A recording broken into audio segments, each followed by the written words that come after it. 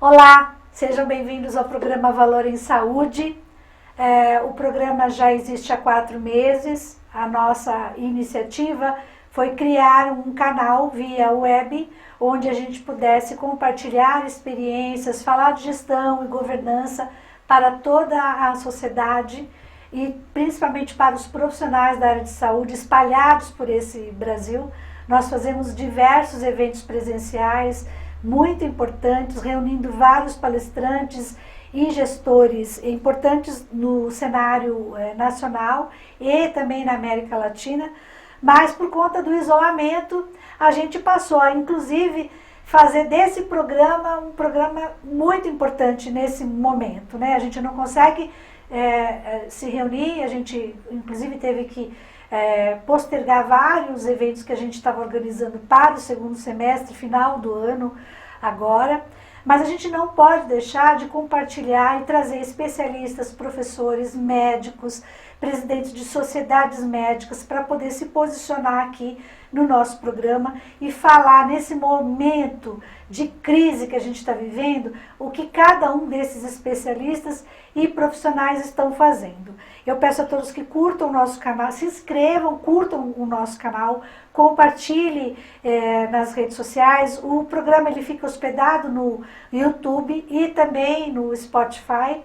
São 2 ferramentas que a gente tem utilizado para levar esse conteúdo gravado aqui no estúdio para diversos interessados e ouvintes que a gente percebe que tem por esse país aí necessidade enorme de curva de aprendizado e de beber da fonte, né? De pessoas que estão aí fazendo a diferença de alguma forma. Eu tenho prazer hoje de trazer aqui no programa, na verdade queria muito receber ele aqui presencialmente, mas a gente, por um bom período, a gente vai ficar só se falando dessa forma, né? O Dr. André Wagner, que é presidente da Sociedade Brasileira de Medicina Hospitalar. Muito bem-vindo, André, seja bem recebido aqui por todos que estão nos assistindo. Obrigado, Tânia. A gente já se conhece há algum tempo. Para mim é sempre um prazer estar conversando contigo. Pelo sotaque vocês vão perceber que o André é gaúcho.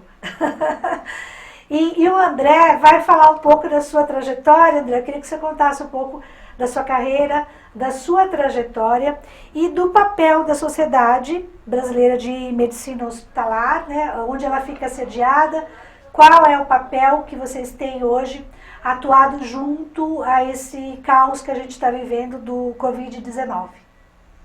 Bom, então, eu sou médico internista, acabei depois da minha residência conhecendo a medicina hospitalar, nasceu nos Estados Unidos, na década de 90. Fui fazer um fellowship nos Estados Unidos, fiz mestrado e doutorado na área de avaliação de tecnologia em saúde e há cerca de 12 anos implemento serviços de medicina hospitalar pelo país inteiro. Atualmente sou presidente da Sociedade Brasileira de Medicina Hospitalar. A sociedade, então, ela congrega hospitalistas de todo o Brasil. A gente, basicamente, diferente das especialidades usuais, o hospitalista é quem trata dos pacientes clínicos e cirúrgicos nas enfermarias dos hospitais. A Sociedade de Medicina Hospitalar, ela vem crescendo de forma muito rápida. A gente, hoje, tem até um censo, alguns anos atrás, mostrando que existiam mais de 1.000 hospitalistas, agora provavelmente muito mais hospitalistas.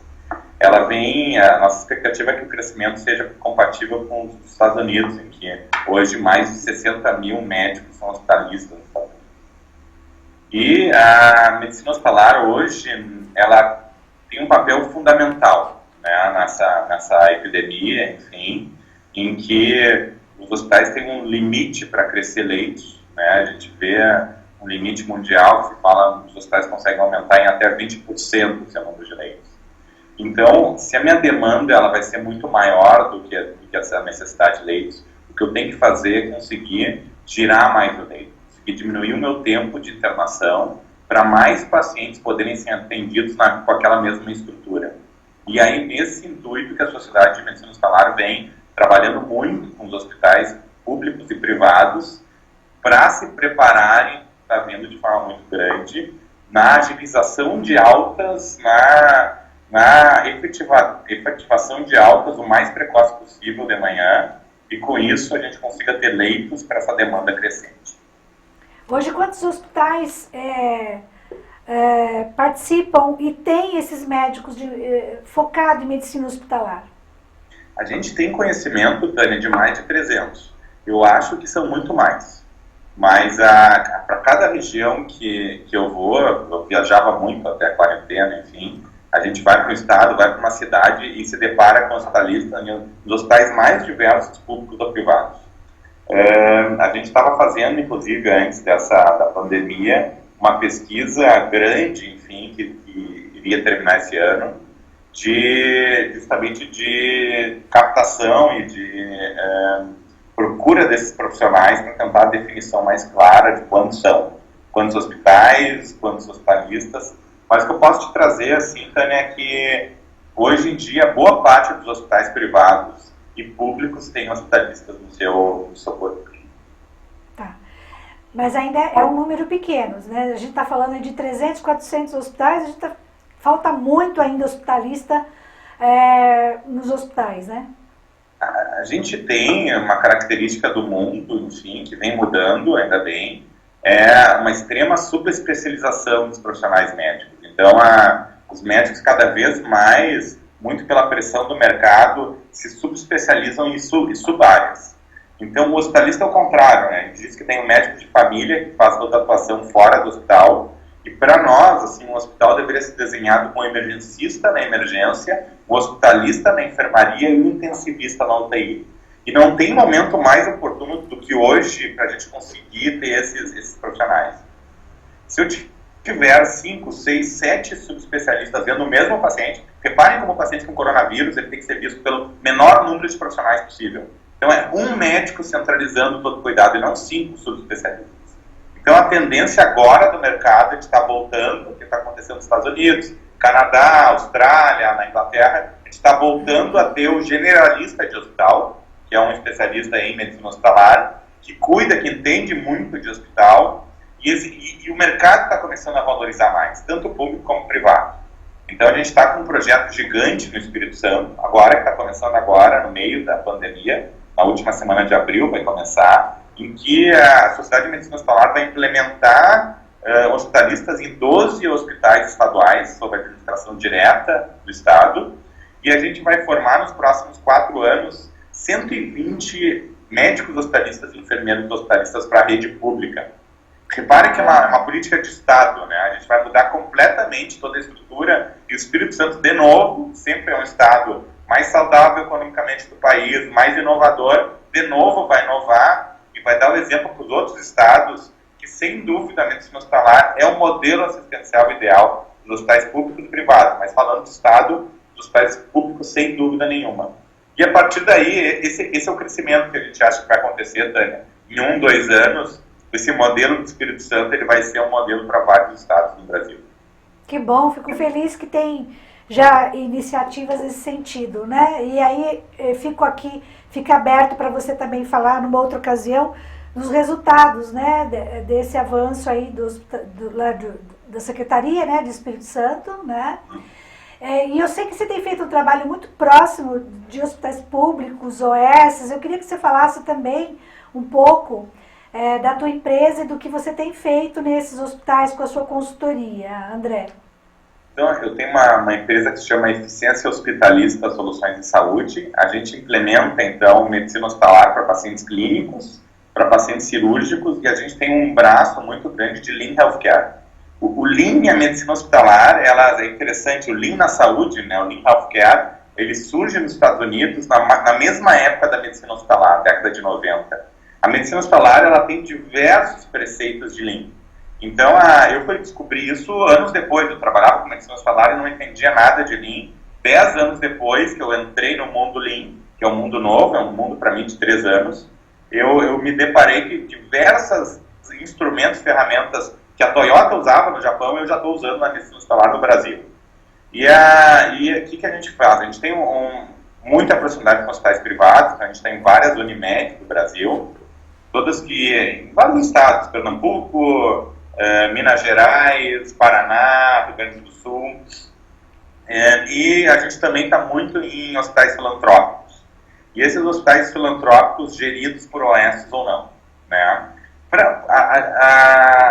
Por OS, a gente entende que é um modelo ideal, porque a OS ela faz um pacote de contrato em que ela tem que entregar uma quantidade X de internações, de cirurgias, e tem um valor fixo, mensal ou anual. Então, quanto mais eu conseguir produzir com o mesmo valor, mais o contrato é saudável. Assim. Então, a gente tem, por exemplo, a gente trabalha com uma grande OS em Minas Gerais, em Contagem, que a gente conseguiu diminuir o tempo de internação desse hospital em 30%. E o dado é muito interessante, porque esse Belo Horizonte, a grande Belo Horizonte, está começando a ter dificuldades com o coronavírus, e que vão piorar muito no mês de maio. Então, eles já tinham uma superlotação muito antes de existir essa epidemia. Então, o que a gente faz é gira muito mais o leito, e com isso eu consigo atender muito mais pacientes para os meus mesmos leitos, com o meu mesmo recurso de enfermagem, médico, e diminuir completamente a superlotação. E foi o que aconteceu com uma dessas OS que a gente atua. Então, a ideia para trazer para vocês é que Einstein já dizia isso, né? Se a gente quer um resultado diferente, a gente tem que atuar de uma forma diferente. Então, a gente não vai acreditar que, atuando no mesmo modelo assistencial, a gente vai conseguir diminuir custo e melhorar resultado. Então, o modelo de medicina hospitalar é um outro modelo assistencial completamente centrado no paciente. Essa é uma outra questão. Então, tudo que se fala no quádruplo Wayne, enfim, a medicina hospitalar já faz há muitos anos, né? Medicina baseada em evidência, centrada no paciente, com cuidado do trabalhador, né? E agora nada mais atual do que cuidar da saúde, né? Profissional de saúde, quer dizer, tudo isso que está acontecendo, ela só demonstra a importância da medicina hospitalar. Eu estava te contando antes, enfim, do programa, que eu nunca trabalhei tanto na vida, porque às vezes, infelizmente, a gente tem que ter uma crise para os gestores se depararem e terem coragem de mudar. E o que a gente está vendo no Brasil é isso. Assim, os gestores estão sendo obrigados a mudar o modelo assistencial, mudar o modelo de agir, enfim, lidar com alguns problemas, obstáculos que antes eles não tinham coragem de mudar. E agora, então, realmente a gente está implementando planos de crise através da medicina hospitalar em vários hospitais no Brasil. E o mais interessante, Tânia, a distância. Cada vez mais a gente está conseguindo, a gente tem uma dificuldade gigante de deslocamento. Eu moro em Porto Alegre, no sul do Brasil. Praticamente a gente não tem aviões para cidades de médio porte, não tem. A gente consegue ir para São Paulo, Brasília, e olha lá. Então a gente está conseguindo, através do telehospitalista, telemedicina. E felizmente o Conselho Federal de Medicina regulou, o Ministério da Saúde regulou, trabalhar de forma muito próxima dos médicos e da equipe de enfermagem e conseguir ajudar eles mesmo à distância. Então, essa é a grande mudança também. Os Estados Unidos está muito à frente na telemedicina. A gente está conseguindo atuar, eu te diria, até mais próximo do que a gente atuava, viajando muito menos, né, através da telemedicina. Além disso tudo, ele também está envolvido no projeto de Lean. Eu queria que você falasse como que é esse projeto. A gente trouxe o Eufane aqui nos primeiros programas, né? Para falar do avanço do Lean, do que tem sido feito no Sírio-Libanês, do programa de Lean do Ministério da Saúde, né, da Secretaria de Atenção em Saúde, e você também está envolvido no projeto de Lean, e eu queria que você explicasse para nós, principalmente agora, nesse momento que a gente está vivenciando, o quanto tem sido, né, impactante, né, essa dinâmica do Lean, efetiva nos hospitais de porta aberta, nos hospitais que vocês estão gerenciando, qual é o avanço disso, quais são os benefícios. Eu queria que você falasse um pouco desses projetos de Lean que você também está envolvido. Eu estava conversando, é uma coisa interessante, a gente vivendo a pandemia, vivendo mais em casa, a gente começa a pensar mais sobre a vida, né? E eu estava conversando com minha esposa Carolina justamente sobre isso, assim, que coincidência que eu acabei há poucos meses sendo recrutado pelo Sírio-Libanês, pelo Hospital Sírio-Libanês, pelo meu coordenador, que é o Dr. Welfan, enfim, nesse projeto de Lean, e hoje estou à frente, enfim, de uma auxílio, né, de plano de crise ao combate ao coronavírus em vários hospitais do Brasil. Então, o projeto Lean nas emergências é um dos projetos mais bem-sucedidos do PROAD, um projeto conduzido pelo Hospital Sírio-Libanês, e que, até antes da epidemia, conduzia em 100 hospitais públicos no Brasil uma reformulação total da atuação do hospital na emergência. Então, o resultado é super impactante. Se diminuía muito, 20%, às vezes 30% a superlotação na emergência, e se diminuía o tempo de internação de todo o hospital. E aí o que aconteceu? Aconteceu que o Hospital Sírio-Libanês acabou virando dos braços do gabinete de crise do Ministério da Saúde para auxiliar, através do projeto de Lean, os hospitais públicos a criar um plano de combate à crise do coronavírus, que é muito complexo, Daniel. Acho que é importante dizer isso. A gente já vive, né, superlotação das emergências dos hospitais públicos e privados, né? Muitos hospitais privados com tempos de espera muito elevados, enfim. E o Lean, ele começou a mudar isso, e o Ministério da Saúde se deu conta disso e pediu auxílio para nós, do Hospital Sírio-Libanês.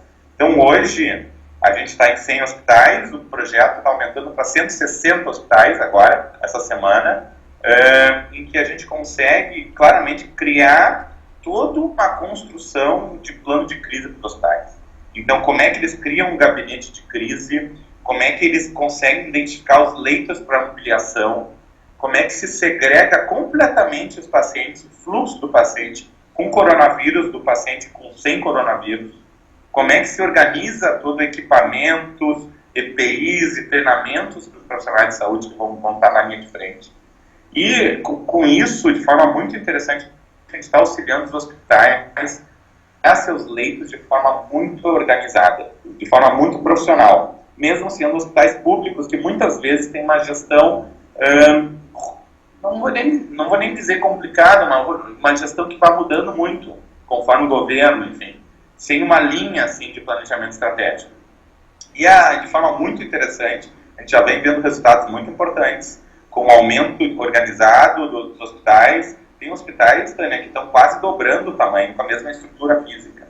A gente está trabalhando em hospitais de campanha, estão tentando organizar os hospitais de campanha, qual é a finalidade, como é que vai ser o atendimento, então algumas premissas. Então, talvez eu digo que não é uma coincidência, enfim, eu cada vez estou acreditando mais em destino, mas acabei, então, entrando no projeto Lean e hoje estou junto com um grupo grande de profissionais, médicos, especialistas em Lean, coordenado pelo Dr. Welfani, em vários hospitais no Brasil, ajudando eles a se preparar para a epidemia que cada vez vai crescer mais no nosso país.